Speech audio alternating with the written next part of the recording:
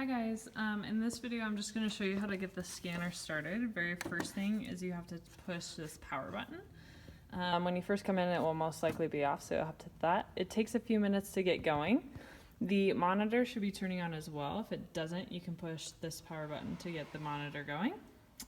Or you can also hit the keyboard, enter, we'll bring it up. So you can see over there, I have it up and it says sign in. Just hit, sorry I don't know if you can see that, sign in. Hit enter and you're automatically signed in. So the things that we need up are we need the MFP that should automatically be up. That is the scanning software, okay? There are a couple settings we need to have. So over here, scan should be up where it says more options. We want to make sure that instead of a PDF, we're saving it as an image file, a JPEG.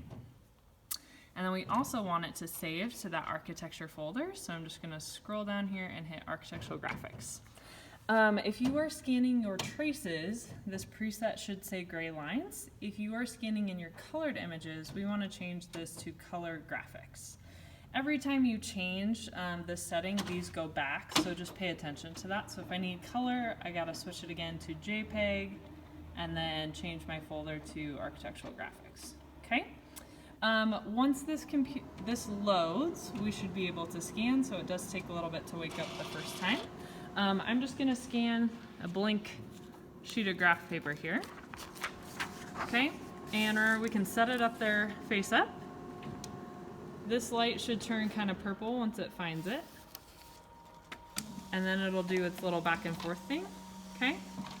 And if it goes in crooked, mine just went in crooked, you can hit this back arrow to back it out and then start fresh, okay? This should say media here, and then this should say that our printer's online, and we should see that green button show up, and you guys kind of know how to do it from here, okay? We have been getting some lines showing up on the scan. This one actually came through really nice. So green, remember, we'll save it to our folder. The folder should be down here, and we want the architectural graphics one selected, and it should be the most recent one at the bottom so I can see my grid paper there. And then you can sign into your drive and click and drag from that file into your drive. Now, if you are seeing those lines you guys pop up on your scan, one way to adjust it is to just put two pieces of paper together. So I could do one, here, let me grab another one.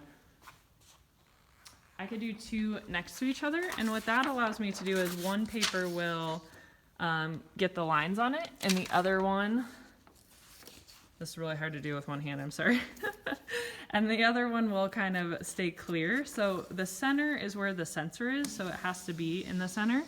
But you can do one paper in the center and one off to the side so that the one in the center gets those lines and the other ones don't. And that should take two through at once if that's an issue. So something to try if you're seeing some lines. So for example, I got a bunch of lines on this right one. So hopefully this was my actual picture and this was like a piece of this paper. So then when I crop it, I can get rid of the one with all the lines and keep this one. Okay, so there's just an example for you guys. Setting up the scanner and starting.